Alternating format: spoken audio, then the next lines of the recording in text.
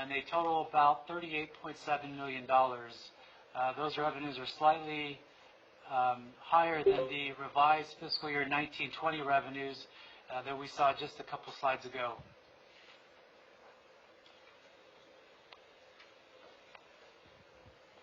So again, those revenue estimates total a slight increase from revised fiscal year 19-20 revenue estimates.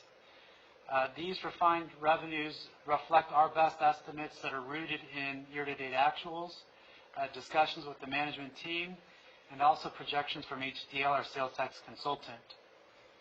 These revenues for the upcoming fiscal year also assume the gradual reopening that we are beginning to see across the state, but it does not assume or consider a potential secondary shutdown. That scenario would significantly change the numbers provided. So for the sake of the budget, the proposed budget that's before you, we have not taken into account any sort of reduction or closure as a result of secondary infections. And we've also projected continued growth starting in May and continuing on for the rest of this fiscal year.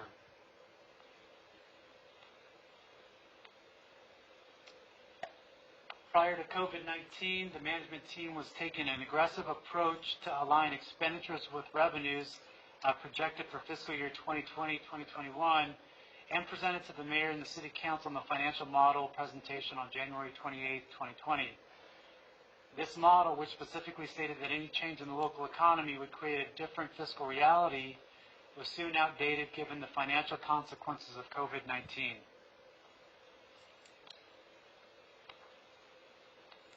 So given the proposed revenues and the projected decline in revenues that we expected for fiscal year 2020-2021, I wanted to spend some time to go over the reduction methodology that we went through in order to provide the budget to the mayor and the city council. The following core concepts helped guide the preparation of the fiscal year 2020-2021 budget. The number one priority was placed on retaining existing public safety personnel. An emphasis was also placed on retaining planning and development staff, which are critical to economic development. We didn't want to stifle future economic development by making significant reductions in planning or community development. We've provided for basic or minimum levels of public works staff in that operation. We've placed an emphasis on maintaining core programs and services, but again, reductions in the budget will have an impact on service levels moving forward. There was also a strong emphasis on reorganizing of departments as well as divisions to achieve budgetary savings and streamline operations, and this is one of the items that was specified in the state audit report that was conveyed or presented in 2016.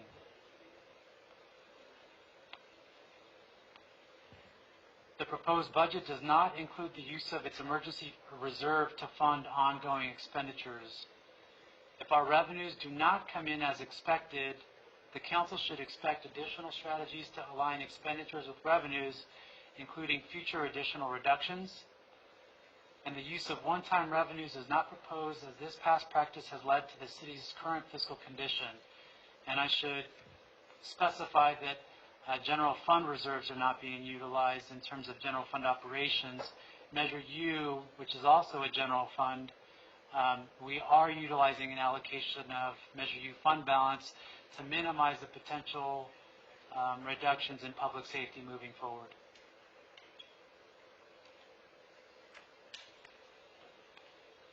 A total of 58.1 FTE positions have been identified for elimination in the proposed fiscal year 2020-2021 budget. The bulk of these positions or these reductions are in vacant positions. The budget does recommend the funding of existing police and fire personnel for Measure U in lieu of carrying vacant positions or implementing new programs. And I can talk about this when we get into Measure U, but really I see this as a reprioritization of Measure U to really fund the positions that are currently filled and, at least for the immediate time being, put off or pause additional new programs for the upcoming fiscal year in order to retain our public safety personnel as it stands. A priority has been placed on retaining existing personnel to the fullest extent possible. Proposed layoffs in the fire department total 5, while none are proposed for the police department. Additional reductions are required should the council choose not to allocate funding for Measure U to cover these public safety costs. So if the council chooses not to utilize its Measure U funding to cover some of the costs that were essentially in the general fund, but as a result of the reductions needed to be allocated somewhere else, if the council chooses not to utilize that Measure U funding, then obviously that will result in eliminations from the City of Hemet public safety operations in addition to what's been provided here.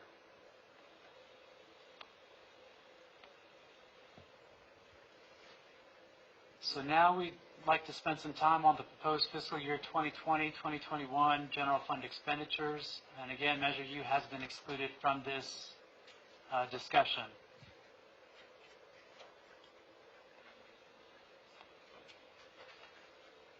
Do you have a question?